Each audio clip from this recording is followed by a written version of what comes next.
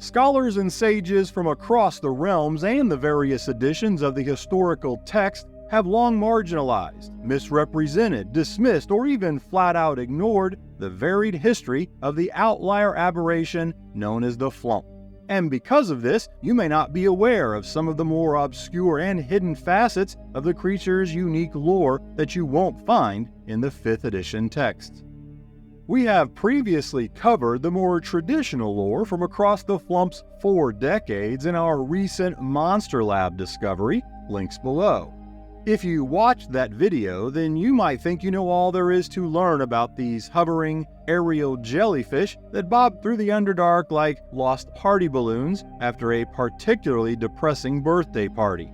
Cute, harmless, cosmic horror's sole offering of benevolence. But you would be wrong.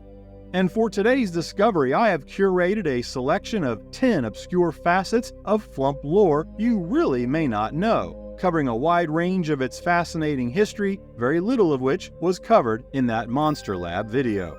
So sit back and let's descend into the murky and often nonsensical depths of the flumph's history, lore, and evolution. Here are 10 things you probably didn't know, or perhaps actively tried to forget, about these baffling aberrations. Consider this your inoculation against thinking the multiverse makes any damn sense. We will start our countdown with a bit of lore that will serve as a foundation for some of the other obscurities later on this list.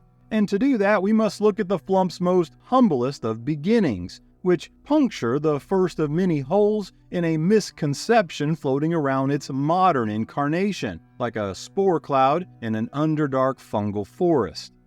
The contemporary 5th edition adventurer likely pictures the flumph as the Underdark's resident spiller of sinister secrets, a creature all too eager to unload the most nefarious of illithid agendas.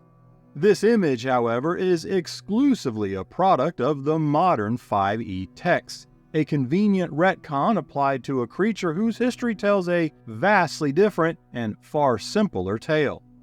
For the overwhelming majority of its bizarre existence, spanning from its 1981 1st edition debut right through the chaotic end of the 4th edition's mechanics first approach, the flumph wasn't your go-to source for subterranean intel.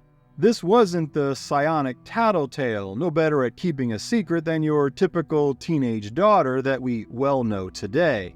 Not quite the creature of such plushy levels of cuteness, so very eager to share dark secrets gleaned from the mental static of aboleths. It was just a profoundly weird creature, both in its appearance and its inherent lawful good alignment. But that was it. That was its defining characteristics, its raison d'etre, its reason to be.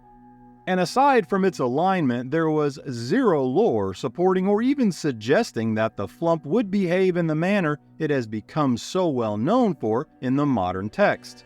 There was no compulsion to act as a cosmic tattletale, and no innate built-in need to warn of any encroaching evil beyond its own self-preservation. The entirety of its 5e biology, the sensitivity to and nourishment from its psionic energy siphoning, and the flumph's secret-sharing persona. Those are all wholesale revisions that began with its inclusion in the 5th edition Monster Manual, starting in 2014. And that oh-so-quotable and most famous flumph-inspired piece of dungeon-delving wisdom, Trust a Flumph, attributed to the conveniently vague X the Mystic. Guess when that first appeared in print? That's right, gold star for you, my friend, the very same 2014 bestiary that redefined the flumph's core functions. Now, I would like to point out here that I for one actually think the 5e flumph is the best incarnation of the little guy to date, both from a straight bestiary perspective as well as the world-building opportunities its newfound existence and mechanics now afford. Not something I often say about 5e retcons. That said, my affection for the new flumph does nothing to change the fact that their modern role isn't an ancient truth. It's a recent paint job, turning a cosmic oddity into a more convenient plot hook. And prior to its 5th edition glow-up, trusting a flumph would have likely resulted in nothing more than a fast track to seeing your brain separated from your skull. Before continuing our descent into the obscure, allow me a moment to address the awkward, more human needs of this operation. See, unlike the flumph, this humble lore machine cannot sustain itself through psionic siphoning or the impaling of rodents. A pity that would certainly simplify my accounting. Anyway, to help our lore ecosystem evolve, perhaps you would be so kind as to like, subscribe, and hit the notification bell, all in an effort to let the YouTube algorithm know we exist in our own vast Underdark. And if you would like a more direct means to assist, check out my Patreon and its growing library of volume art and world-building resources. You can join for free and links are below, along with access to our channel Discord and Buy Me a Coffee donations. This channel's survival relies entirely on the generosity of members and patrons, and my gratitude is both sincere and enduring. Thank you. Apologies for the brief detour into the horrors of reality. Let's continue our descent into the obscure. We've got it easy in these modern times of 5th edition. Curated lore wikis accessed via magical, glowing rectangles of scrying called screens, allowing us to frame the flumph as the Underdark's friendly early warning system. But drag yourself back through the swirling mists of D&D history, back to the primordial chaos that was the lore of 1981, and things were vastly different. What you find lurking on the pages of that 1st edition Fiend Folio tome, nestled amongst demons and devils and other assorted evils, brings us to our number 9 and a flumph nearly unrecognizable to the modern 5e adventurer. But let's move beyond the flumph's auspicious 1st edition introduction to its 5e reimagining as the Underdark's secret agent that we just detailed at number 10, and look instead at the evolution of its traits and characteristics. The original flumph, created by Ian McDowell and Douglas Naismith for that UK-inspired 1E bestiary, was conceived not as an aberration at all, for such a classification would not even be invented for the better part of the next 2 decades. The early flumph was, in fact, about as far removed from the cosmic informant it has become as your typical Tanar'ri demon is removed from endorsing a rigid hierarchy of rules and codes. No, the 1st edition flumph was something simpler, and to be blunt, far dumber. Psionic telepathy, this creature couldn't even manage a decent conversation. The official 1st edition lore is brutally clear, almost dismissive. The flumph possessed a, quote, severely limited vocabulary, end quote. Not just quiet, but linguistically challenged, barely capable of struggling 2 abstract concepts together, let alone debating the nuances of its lawful good alignment or its role in the Underdark. This early lore is indicative of a creature operating on a level closer to a well-meaning parakeet than any sentient being wrestling with the myriad of sinister machinations in the realm's darkest corners. Indeed, the flumph began life as just another odd monster in a book full of the weird, casting its long, slightly goofy shadow over its later development. And anyone looking at its history is quickly reminded that many of the realm's creatures evolved not only from their biological necessity, but perhaps even more so for their own narrative survival.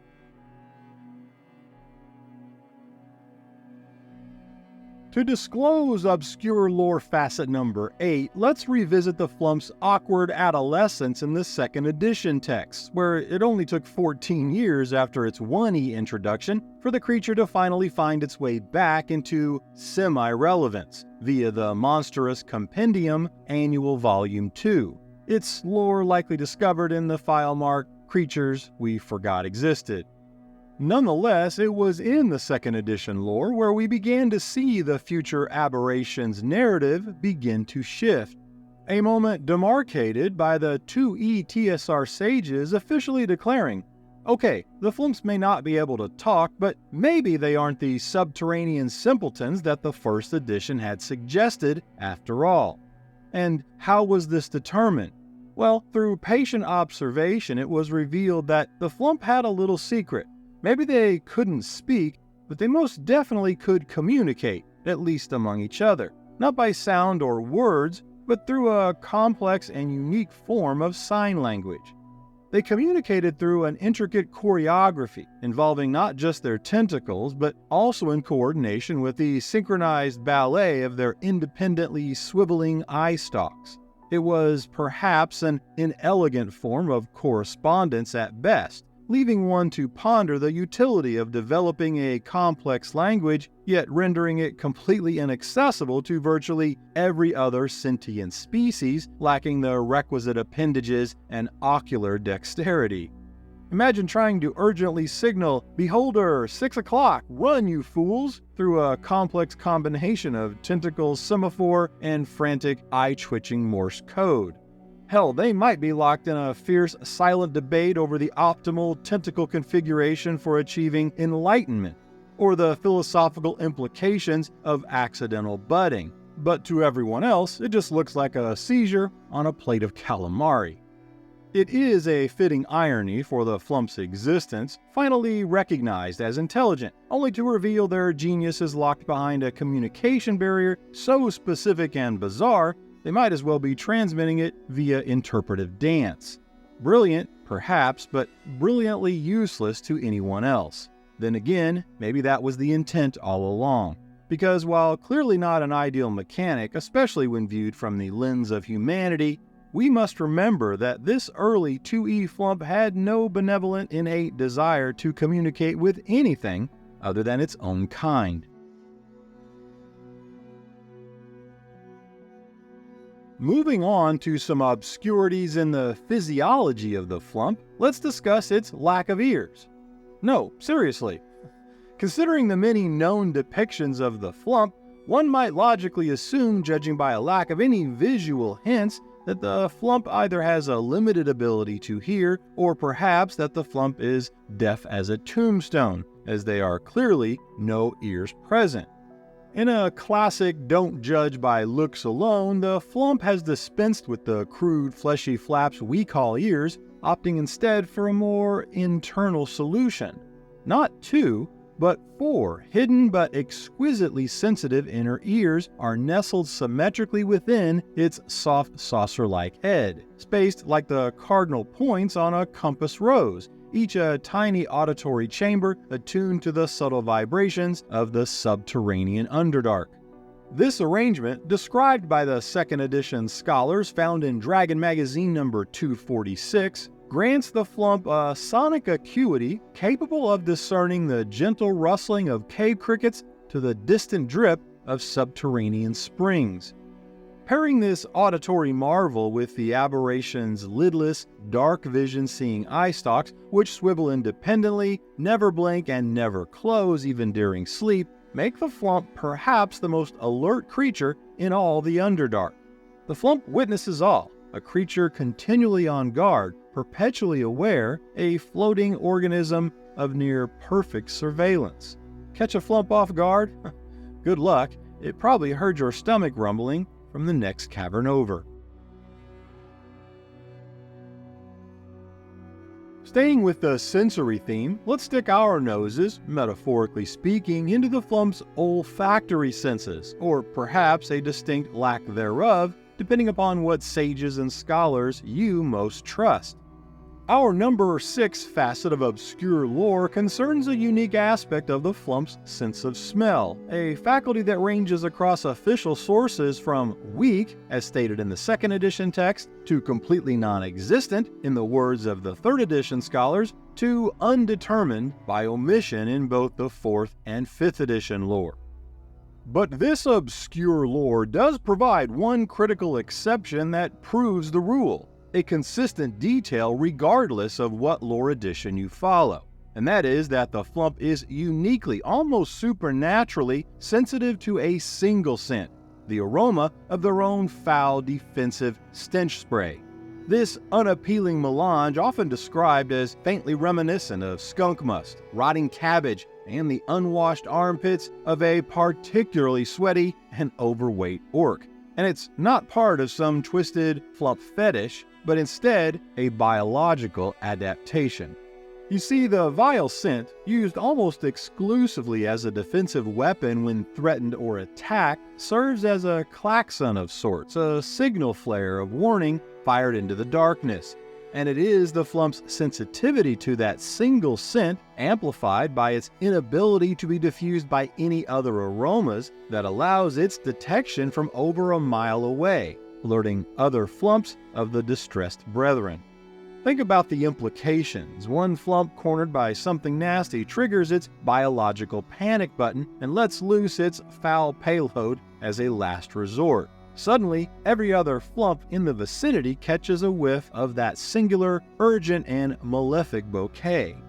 On the question of what follows next, determining if the flumphs are more likely to render assistance, or if the noxious alert is used as an early warning system for these less than apex predators to flee themselves from the area, the observational reports are mixed, likely due in large part to their own weak constitutions.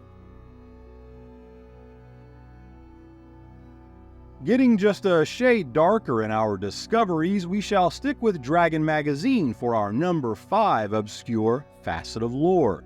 Issue number 246 proving a veritable Rosetta Stone of 2nd edition information on the flumph.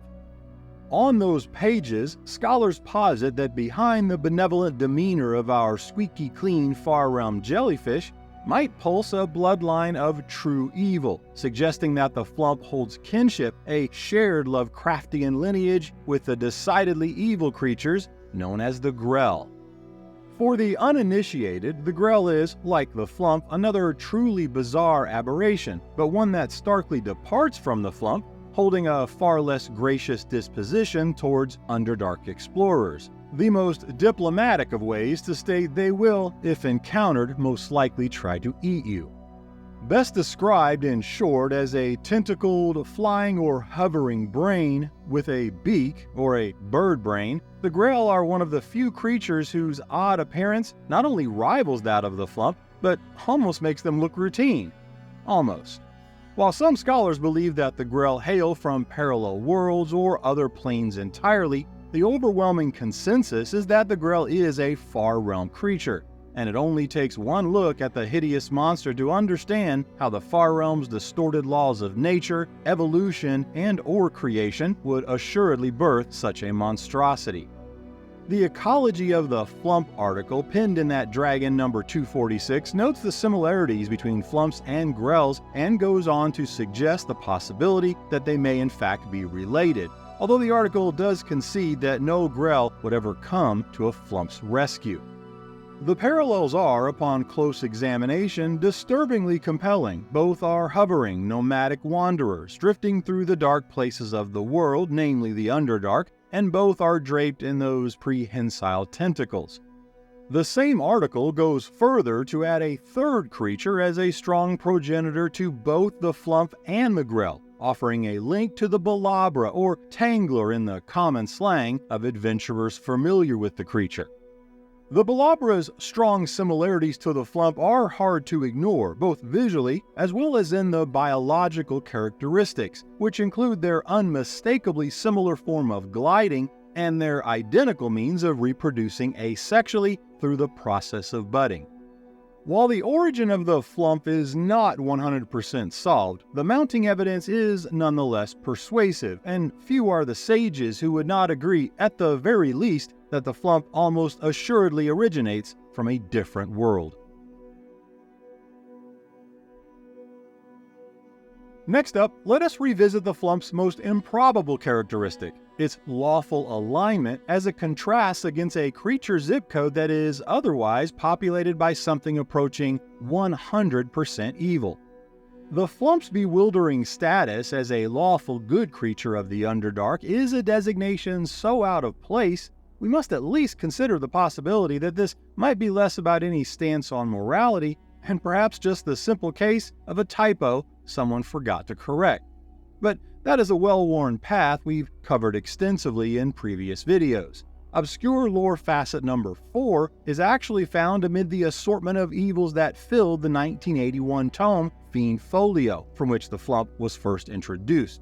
There, surrounded by well over 200 creatures, we learn that the flump was the only creature of any type that held the alignment of lawful good in the entire book, a fact that would go on to be immortalized years later in a Dragon Magazine number 117 article providing 100 trivia questions. I like to imagine an early 1981 gathering among a legion of angels, lilins, shadus, and other celestial beings from across the upper planes. A holy meeting to discuss who would take the mantle as the champion of absolute goodness, their representative of law, order, and righteousness in that catalog of horrors. In my mind's eye, I envision a shocked solar angel directing the group's attention as a heavenly gaze lands upon this alien jellyfish as visible face palms mask their dismay and frustration. With the introduction of the creature type classification in the 3rd edition, the flump would only solidify its status as a true outlier, officially wearing a taxonomic label reserved for illithid brain eaters and eye-stalk disintegration meatballs. And there, nestled elbow to elbow amongst creatures with far too many eyes and Lovecraftian tentacles, sits the flump, still recognized to this very day as the only lawful good aberration known in the multiverse. As a side note and bonus tidbit of lore, while the flump does maintain its status as the only lawful good aberration, there is at least one other good-aligned aberration known to exist. On the pages of the excellent Lords of Madness resource for 3.5, there is a chaotic good aberration, taking the form of a cloud of sentient green gas called the Silphilar. This, along with another very obscure and oddly categorized race of crabfolk called the Urian, make up the only other good aberrations known to mortal scholars, and proving good aberrations can technically exist, but as the proverbial rounding errors of the aberration creature type. Regardless, saying good and certainly lawful good aberrations are rare is the mother of all understatements.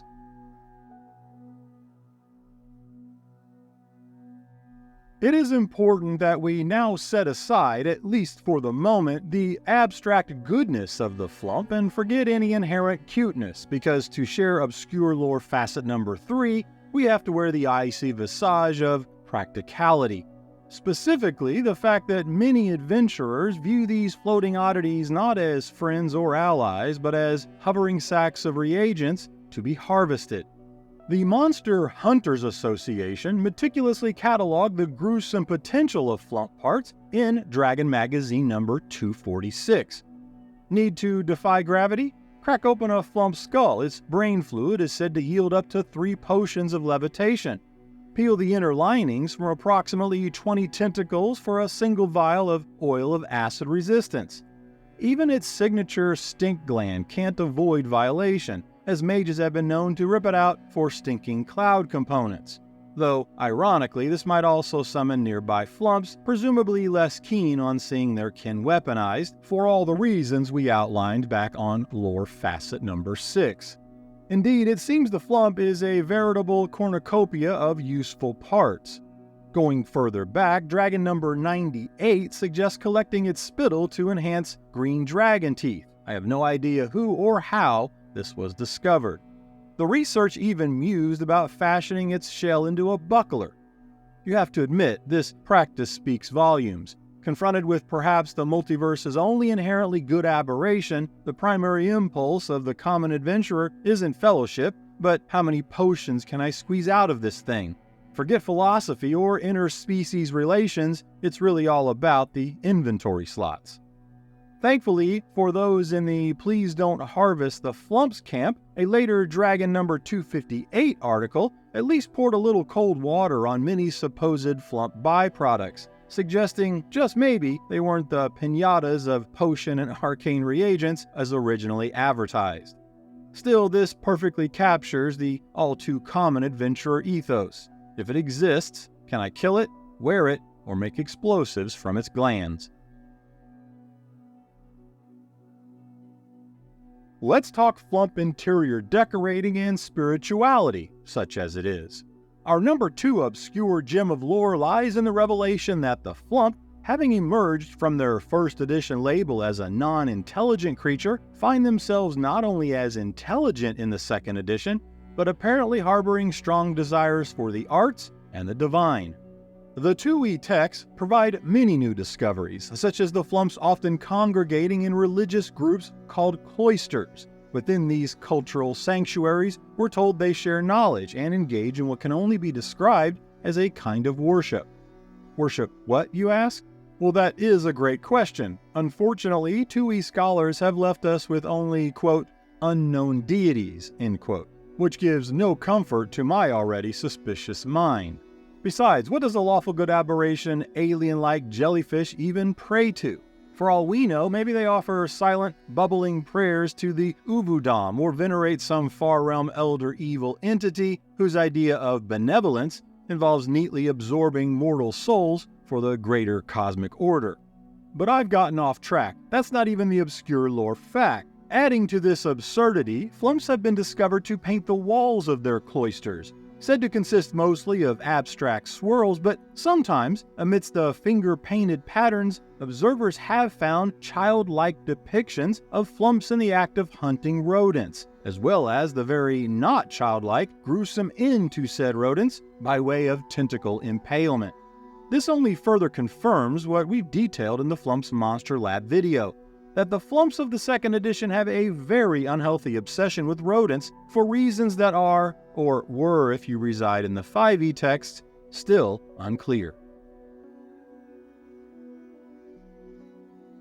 And so we arrive at the summit of our exploration, an obscure facet of lore that will reframe everything you thought you knew about the common garden variety flumph, a cryptic piece of the creature's ancestry, hidden in the pages of the second edition text that cast the flumph in an entirely new and slightly tragic light.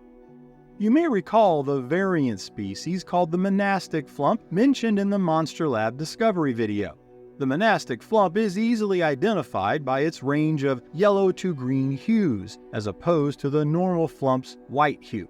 The 2e lore tells us that the monastic flumphs are known to lead their communal cloisters and even possess the ability to cast cleric spells.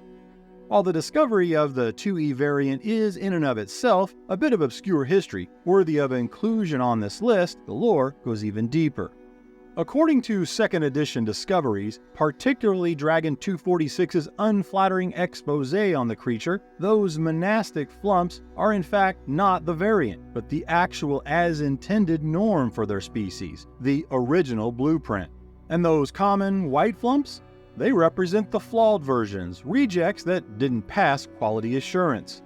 Let that sink in for a moment. The creature most people picture when they hear the word flumph is essentially a devolved variant, a pale echo of a more capable ancestor that few explorers are even aware of. Specifically, they are an inferior genetic offshoot said to occur in about 10% of monastic flumph reproductions. It turns out that when the superior monastic flumph reproduces asexually, as we detailed in the Flumphs Monster Lab coverage, most of the time, around 90% according to the sages who somehow calculated this, it buds another monastic flumph, carrying on the line of intelligent spellcasting colored variants who gather in thoughtful cloisters, create grade school level works of art, and presumably share great wisdom among their kind.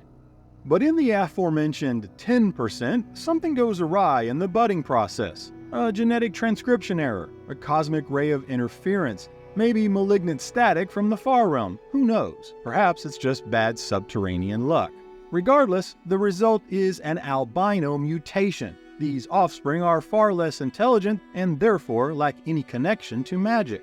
However, to those with a mastery of basic grade school math, you likely raised your hand in confusion once you heard the 90-10 percentage split. I mean, first, you'd expect the superior model to prevail, with whatever the Forgotten Realms version of Darwinism and survival of the fittest is, and second, 10%? That percentage alone introduces its own set of questions, given how much more common the now short bus riding flumphs are in the wild. Simple logic suggests that the original, more advanced monastic flumphs, being smarter and holding some level of mastery over magic, should clearly be the dominant type encountered, right? Ah, but the universe, it adores the ironic. And your answer is found on pages ripped straight from the script of Mike Judge's film Idiocracy. You see, these biological rejects, while far dimmer, have an evolutionary ace in the hole. They breed far more prolifically than their gifted progenitors, substantially more, according to the 2E text. While monastic flumphs do produce other monastic flumphs 90% of the time, they produce far less offspring, while the albino mutants, once they mature, produce more offspring and always breed true, producing only the mutated albino form. So through sheer relentless budding, these factory-recalled versions simply swamped the gene pool, all resulting in the flumph you typically meet being the reproductively successful downgrade, intelligence losing out to aggressive breeding in the biological race for supremacy. Simple but brutal demographics, playing out over countless generations in the Underdark, and a disturbing parable of our times to be sure. So there you have it, 10 surprising glimpses of the obscure, a deeper look into the cosmic typo that is the flumph. A creature more complex, more contradictory, more historically convoluted, and frankly, more tragically absurd than you might have imagined. The flumph remains an aberration with secrets, a creature that forces us to question our assumptions about form, function, and even alignment. The flumph's journey from a near-mute, feral, and rodent-obsessed oddity to a rainbow-colored telepathic tattletale only confirms the flumph is a creature fundamentally at odds with any easy categorization, and perhaps a subtle admission that sometimes that first draft really does need a serious rewrite. And the flumph just might be the best proverbial example of the cosmos simply shrugging its metaphorical shoulders, smiling faintly, and whispering back at us, "Yeah man, I don't know either, but you gotta admit, it is kinda weird." What creature would you like to see examined next? Be sure to leave a comment because many of the channel's videos originate from audience suggestions. Thank you for watching, and I hope to see you in the next one.